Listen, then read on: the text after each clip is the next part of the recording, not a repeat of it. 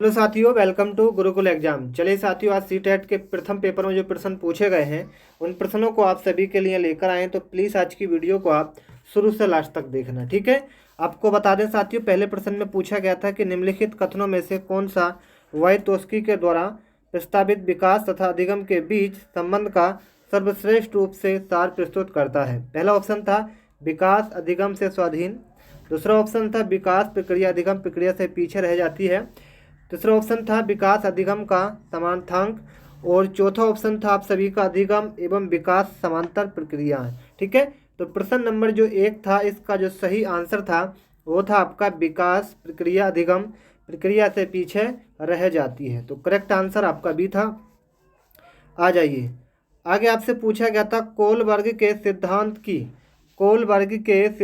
की एक प्रमुख आलोचना क्या है। तो कोलबर्ग के सिद्धांत की एक प्रमुख आलोचना क्या है, ये पूछा गया था। इस प्रश्न का राइट जो आंसर था वो था आपका कोलबर्ग ने पुरुषों एवं महिलाओं की नैतिक तर्कता में संस्कृत विविधताओं को महत्व नहीं दिया। तो आपका राइट आंसर क्या था, ऑप्शन नंबर सी वाला। चलिए, आगे पूछा गया था कि एक शिक्षार्थी केंद्रित कक्ष में अध्यापिका करेगी। एक शिक्षार्थी जो है वो केंद्रित कक्ष में अध्यापिका क्या करेगी।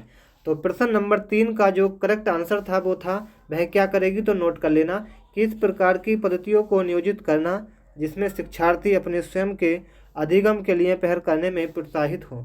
तो राइट आंसर आपका सी था। चलिए आगे आ जाइए। गार्डन के बहुबुद्धि के सिद्धांत के अनुसार वह कारक जो व्यक्ति के आत्मबोध हेतु सर्वाधिक योगदान देगा वह क्या हो सकता है। तो गार्डन के बहुबुद्धि के सिद्धांत के अनुसार वह कारक जो व्यक्ति के आत्मबोध हेतु सर्वाधिक योगदान देगा वह क्या हो सकता है। तो वह हो सकता है अंत व्यक्तित्व। क्या साथियों, अंत व्यक्तित्व। तो राइट आंसर क्या था, ऑप्शन नंबर डी वाला। चलिए, बहुत अच्छे प्रश्न आ चुका है वाइतोस्की तथा पियाजे से, नोट करिएगा। वाइतोस्की पियाजे के परिप्रेक्ष्यों में एक प्रमुख भिन्नता क्या होती है, वो क्या होती है, नोट करना। भाषा एवं चिंतन के बारे में उनके दृष्टिकोण। तो करेक्ट आंसर सी था। चलिए, आगे आपसे पूछा गया था कि इस पर ध्यान नोट करेंगे, इस पर अत्यधिक वाद विवाद होता है कि क्या लड़के एवं लड़कियों योग्यताओं का विशिष्ट समूह उनके अनुमानसिक घटकों के कारण होता है। इस संदर्भ में निम्नलिखित में से आप सबसे अधिक किससे सहमत हैं। तो प्रश्न नंबर जो 6 है, इस प्रश्न का जो सही आंसर आपका आएगा वो आएगा साथियों, नोट कर लेना। यौवन आरंभ के बाद लड़के एवं लड़कियां एक साथ नहीं खेल सकते क्योंकि उनकी अभिरुचि पूर्णतः विपरीत होती है। तो आपका राइट आंसर था ऑप्शन नंबर बी वाला, बिल्कुल सही आंसर। आगे आपसे पूछा गया था कि एक अध्यापिका ये सुनिश्चित करना चाहती है कि उसके विद्यार्थी आंतरिक रूप से प्रेरित हों। इस संदर्भ में वह क्या करेगी। पहला ऑप्शन था सभी बच्चों के लिए उपलब्धि के एक समान मानकों को उल्लेखित करना, दूसरा ऑप्शन था अंतिम परिणामों पर ध्यान देने के बजाय व्यक्तिगत रूप से बच्चों की अधिगम की प्रक्रिया पर ध्यान देना, तीसरा ऑप्शन था वस्तु रूप में पुरस्कार प्रस्तुत करना, चौथा ऑप्शन था इस प्रकार की अधिगम गतिविधियों की योजना बनाना जो अभिसारी चिंतन को प्रोत्साहन देती हो। तो प्रश्न नंबर जो आपका 7 था, इस प्रश्न का जो सही आंसर था वो था अंतिम परिणाम पर ध्यान देने के बजाय व्यक्तिगत रूप से बच्चों की अधिगम की प्रक्रियाओं पर ध्यान देना। तो राइट आंसर भी था। आ जाइए अगले प्रश्न पर। प्रश्न नंबर 8 में आपसे पूछा गया था कक्षा परीक्षणों में अच्छा प्रदर्शन करने में एक बच्चे की असफलता हमें इस विश्वास की तरफ ले जाती है कि। प्रश्न नंबर 8 में पूछा गया है। तो प्रश्न नंबर 8 जो है, इस प्रश्न का राइट आंसर हो जाएगा बी, यानी कि पाठ्यक्रम शिक्षण पद्धति तथा आकलन प्रक्रियाओं पर विचार करने की आवश्यकता है। तो करेक्ट आंसर बी था।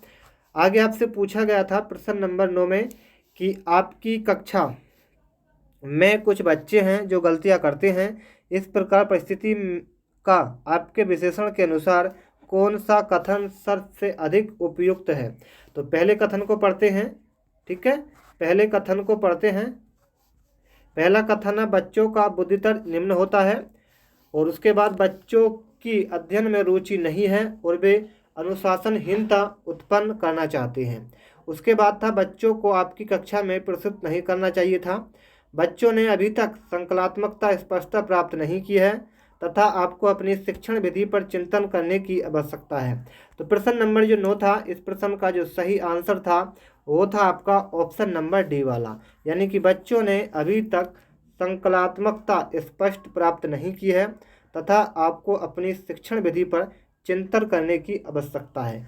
तो करेक्ट आंसर आप सभी का हो जाएगा ऑप्शन नंबर डी वाला। ठीक है, तो आप समझ पाएंगे right answer option number D हो जाएगा। चलिए साथियों, क्लास कैसी लगी कमेंट बताइएगा और वीडियो को लाइक कर देना। ठीक है, और चैनल पर आप पहली बार आएँ तो प्लीज़ चैनल को आप सब्सक्राइब जो कर देना, बेल आइकन ऑन जरूर कर देना ताकि आपको नेक्स्ट वीडियो का नोटिफिकेशन सबसे पहले मिलता रहे। ठीक है, मिलते हैं नेक्स्ट वीडियो में, तब तक के लिए जय हिंद जय भारत।